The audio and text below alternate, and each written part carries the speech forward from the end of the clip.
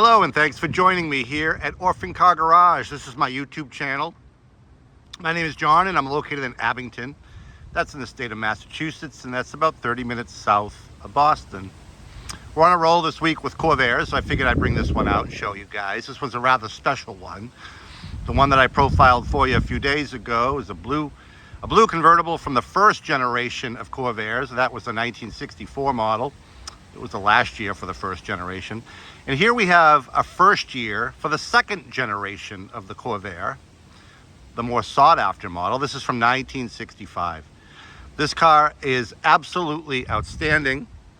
At first glance, you'll see that some modifications have been done to this car that are easily remedied if you're more of a factory stock guy. But I will tell you right off the bat, this is far from a numbers matching car. This is a cloned 1965 Corsa model. But you want to stick around because there's some really, really cool things that have been done to this clone to make it quite spectacular.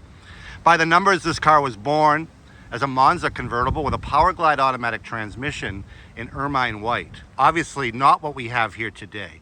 This car was completely transformed, no expense spared, and turned into a true clone of a 1965 Corsa model, which was the top of the line on the Corvair. The Corsa was the top of the line model and highly sought after today. I get calls all the time from people looking for Corsas.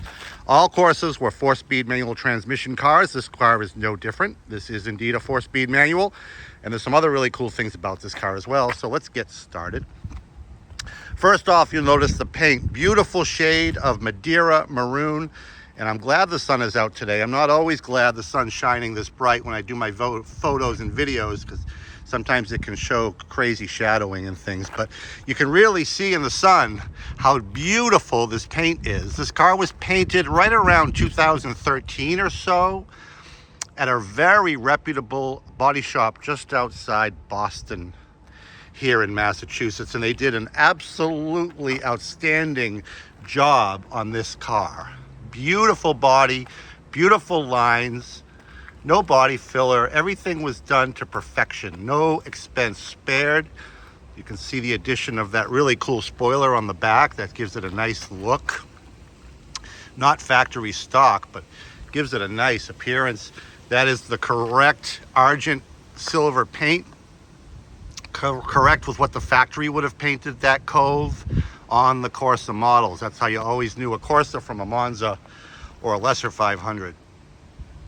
That argent paint, and they've done that on this car. You'll see as we go around, the gentleman added some period correct Krager mag wheels.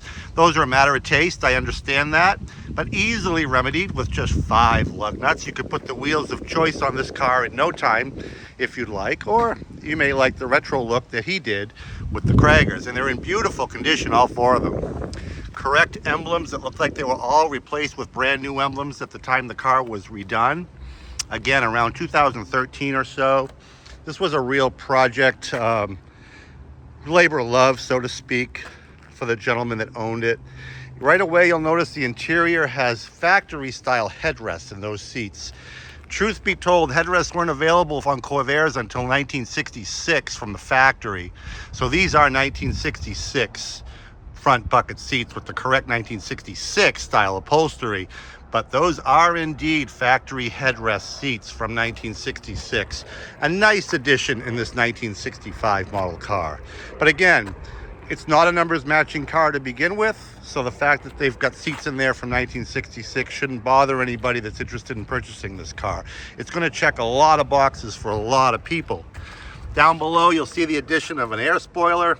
Always a nice thing on a Corvair for stability.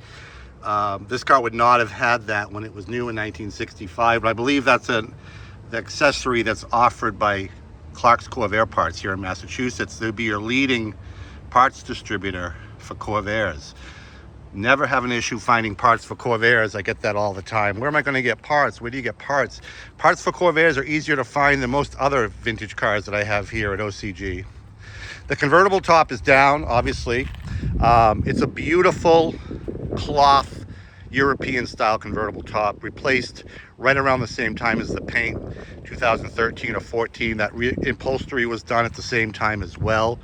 Very well-known upholsterer here just outside Boston. Did the interior and the cloth convertible top, and that top is power operated from the factory.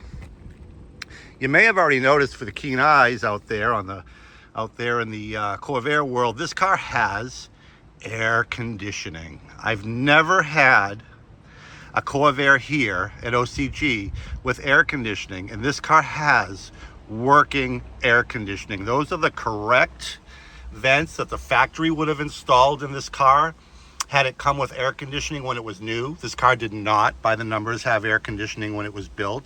Someone did a proper installation on this correct Corsa dash to give this car the factory look of air conditioning. Even the control panel there is a factory AC car control panel, and that air conditioning does indeed work and blow cold air. Very, very, very rare in a Corvair. I don't know if I'll ever see another one.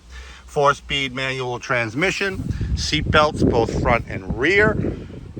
The cool console in the middle, that's also an accessory that Clark's Corvair Parts offers. Nice addition with some storage in the middle, easily removed if you didn't like it or wanted the car to have a stock looking interior for car shows or whatever.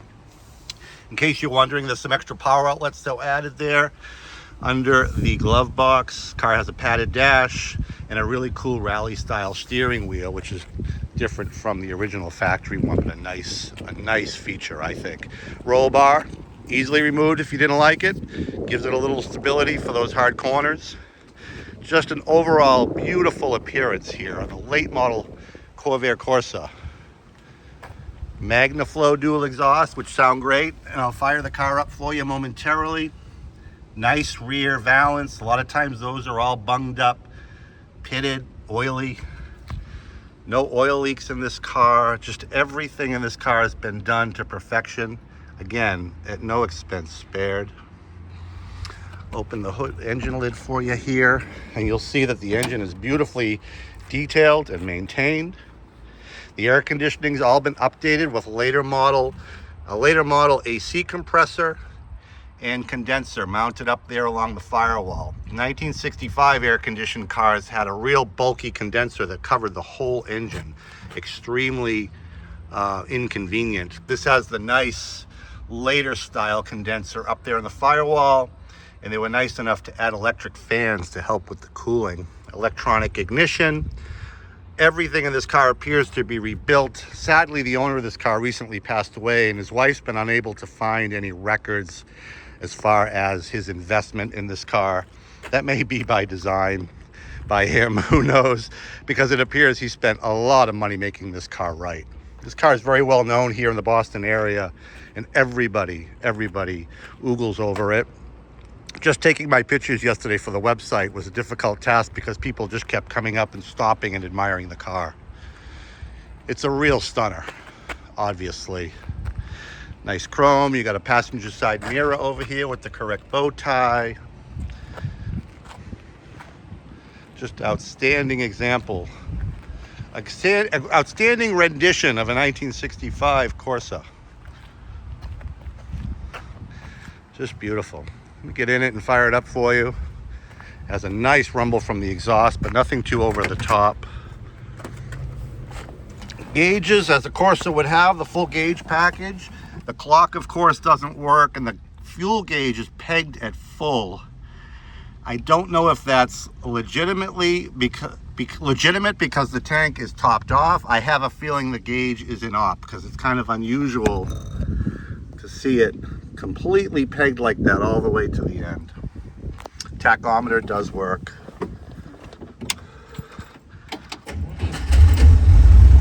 Starts right up nice. Nice rumble. Emergency brake works.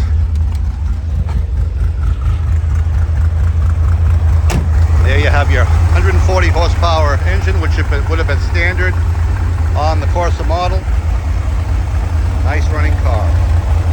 Nice.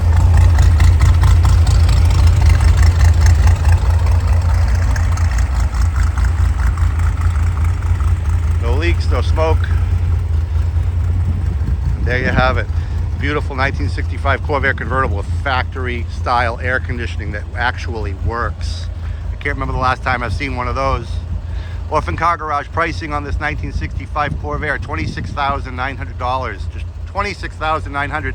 The restoration on this car cost easily double that. If I was the type to list this on Bring a Trailer, and I still could, I'm pretty confident it would bring into the 30s. I'd rather sell it here through this forum, however. Some fans that have been waiting for a car like this. I get a lot of calls looking for Corsas, and here you go. Give me a call, 508-954-8090. My name is John. Check this car out on the web. There's a full gallery of photos there. orphancargarage.com. Like us on Facebook, and of course subscribe to us here on YouTube.